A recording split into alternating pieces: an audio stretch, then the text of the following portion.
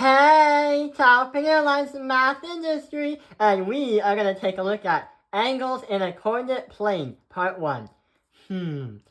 So, you might be thinking, wait, why are we learning about angles in a coordinate plane if we've already learned about them in middle school? And wait, why is this stuff in a pre-calculus video? Well, the thing is, in pre-calculus, we try to dig deeper on where the angle is and what is happening.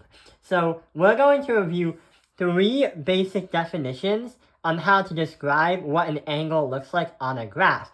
But then we'll take a look at 2 different definitions that do the same thing, but they require actual arithmetic to understand.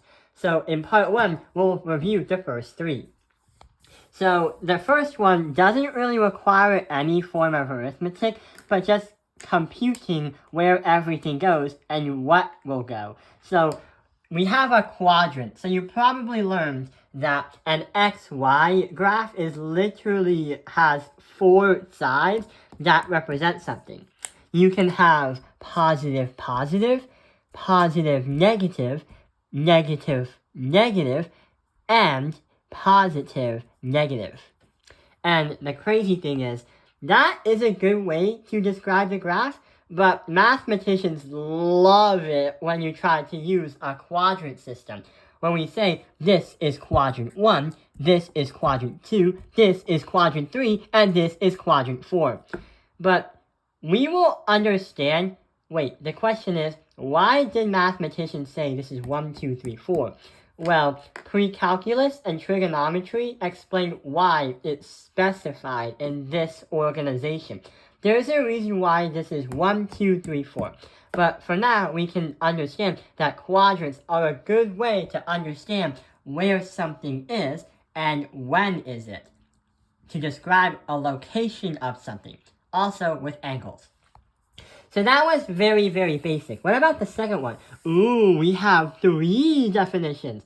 Standard position, principal angle, and the measure of an angle. So, going for the graph right here, let's try to make an angle. So we go here, and we go all the way to here.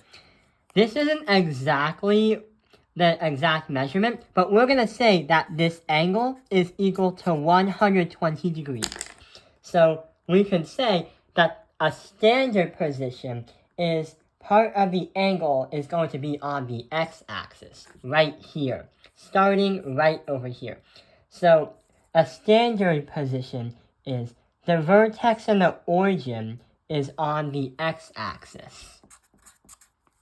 Let's take a look at the measure of an angle. Well, self-explanatory. So the measure of an angle is literally the measurement how wide 2 lines are that form an angle. And that is literally the measure of an angle right there.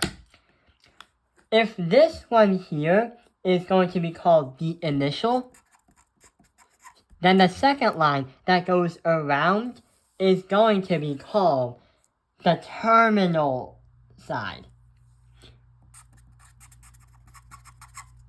That's the other way around. So you have initial, you start here, then when you open up and go to another line, that's called the terminal side. A principal angle is also easy to understand. It's literally an angle that's in a standard position, but is in between the numbers 0 and 360. So a principal angle is literally a standard angle between the measurement of 0 and 360 degrees. When we advance our trigonometry skills and understand the angles in a coordinate plane, we will go with angles that go around the circle or 1 revolution more than 1 time. But principal angles are only angles that are at least 0 or 360 or in between. That is in between 0 and 1 full revolution around the graph.